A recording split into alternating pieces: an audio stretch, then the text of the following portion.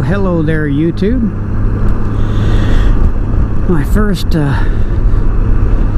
motor vlog. We went on our trip, and I'm back to my Hero 4 Silver with the hardwired mic. My ooh, it's windy. My Hero 5. You have that oh, that big old brick mic, what do you call it, mic adapter. Well, apparently that quit working. I can record with my voice on the camera, but as soon as I plug in that thing, there's no sound. So I spent time, like a couple hours on GoPro today, and I just bought that thing in February, so it's 5 months old, and it's bad already. So they're sending me a new one, which is good. So I'm back to my Hero 4 Silver hardwired.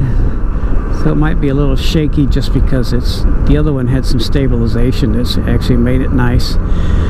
But anyway, took our trip to Illinois to visit family and you know, do some personal things. That something happened. You know, my uncle died, so we had to go spread his ashes.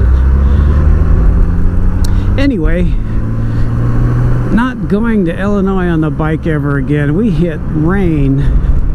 You know, when it rains in Texas, we get sprinkles. It might come straight down, but oh my God, we hit storms. South of Springfield, Illinois, we hit this huge storm. And I felt like, honest to God, I felt like we were in a tornado. There was stuff blowing. It was raining sideways. I mean, just not little drops, but huge drops. And it was raining sideways. No, it was so windy. I was actually thinking, oh my God, we're in a tornado. It just felt like we were in a tornado, and we're just driving through it. Now, of course, I was going slow. So we hit 2 of those big rainstorms on the way up, and then we hit a monster rainstorm just as leaving Illinois on the way down. I mean, oh God, it just doesn't sprinkle. It's just huge drops, and it's instant. And I even started, I was only going like 45, and I felt like, God, you can see the water just spraying off the wheels and hydroplaning, and I had to even slow down even more and put my flashes on. But the rain got in one of my lights on the trailer and blew all the lights out, so I had no lights on the one side all the way back. And you could, I took it apart, you can see the lights were just blown. They were just, you know, glass was even broken and filled with water, so I lost that. And then, geez, we were still in Texas, and we're driving down the highway, and I saw these buzzard, one up land up there, and then so I'm looking up there, another one swooped down in front of us and just smashed me right here. We killed a great big old buzzard. They probably have 6 to 8 foot wingspans. And I had this whole vent was full of feathers and fur, and there's feather and fur all over here and all over me. And we drove for another hour or so. We pulled into a Sonic, and this people behind us saw the whole thing, and they followed us the entire time. But they were probably my son's age, maybe late 20s, and they stopped to make sure we were okay. They saw the whole thing, so I thought that was really nice that they pulled over and just to make sure we were okay, because we pulled into Sonic.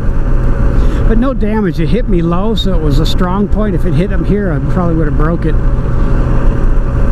But we hit horrible rain, and then the worst part is we're coming home, and my bike's making some really funky noise. I'm looking down here, and I said, that noise just doesn't sound right. I think maybe I have a low tire. It sounds like I had a low tire. And then the farther and farther we got, it started to shimmy and shake, and I'm thinking, oh crap. So we're somewhere in Louisiana, like a little Homer or whatever. So I looked at this hotel, this really sleazebag hotel up in like Hillside Hotel in Homer, Louisiana. And I said, well, we need to pull over there. So my wife says, no, keep going. If we get stranded on the side of the road, I'd rather get stranded on the side of the road and stay in that place. So we kept going. And kind of at that point, I knew it was the drive shaft or the, what do you call them, the Oh, I went blank. But anyway, it ended up, went up to the hotel, and I took up the right side off where I usually grease the U-joints, and that drive shaft was just burned all the color off. It was hot, and I'm thinking, oh crap, that drive shaft's about gone. So we limped it 17 miles to Minden, Louisiana, because there's a rental car place there. So I pulled that off, and sure enough, that front U-joint was gone, and that's the new one too. That's just, so anyway, the first thing in the morning, I called Motor Trike, because we were 120 miles from them, the factory. And I told them, you know, I already looked online, and there is no dealer anywhere near. They're all southern Louisiana, which we were way north. So they had some techs in there from dealerships, and they were training them on the trike. So I said, oh God, we're stranded. We really need some help. So we're able to tow it there. I called. We have AAA.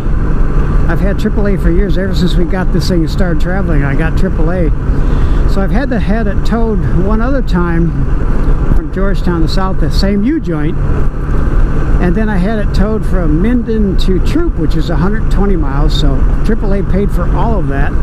I gave the guy a $20 tip because he just worked hard. Oops, that came off. He worked really hard cinching everything down. But anyway, so we had to have it towed. I got it all worked out with AAA and Troop, and my wife called a rental car place because we didn't want to ride with the driver. At this point, she was done riding, so I had it towed to Troop, and we got there. It was there. They had the trailer off, and they had it in the shop.